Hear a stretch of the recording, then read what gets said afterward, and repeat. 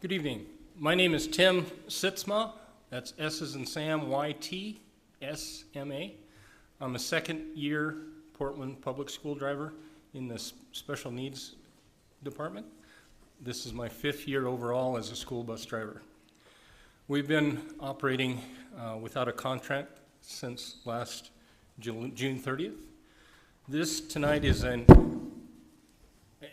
effort to continue the conversation you heard from my compatriot Beth last school board meeting. We are not only at a standstill, but we're literally frozen.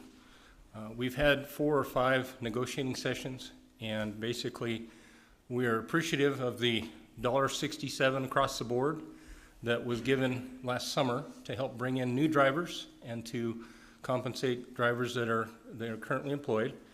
But it's expensive here in Portland, and we have drivers that are single parents. We have drivers that are doing their best to survive.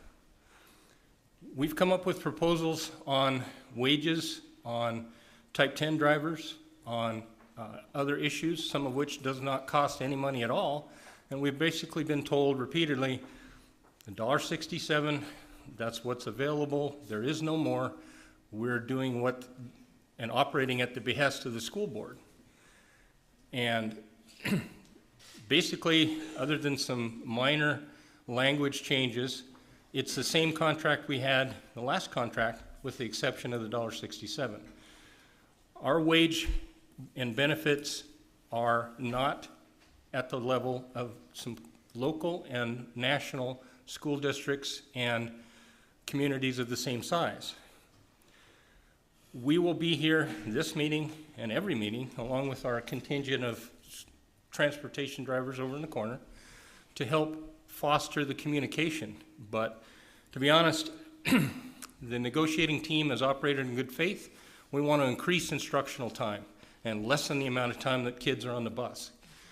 We're here with our teachers, and they do excellent work. If you've ever seen a special needs student suddenly begin to get it, students that are behaviorally challenged, and suddenly the light goes on. There's nothing like it. Our senior drivers need longevity and wage consideration. Some of them were driving when I was in high school, and I'm middle-aged.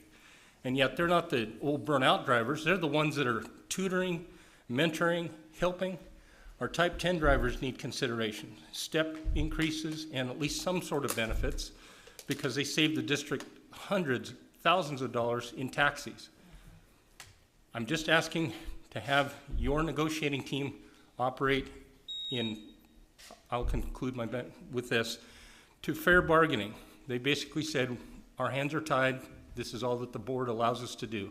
And I implore you to communicate with them, because right now we're waiting for arbitration, and that's no place to be. Thank you. Thank you.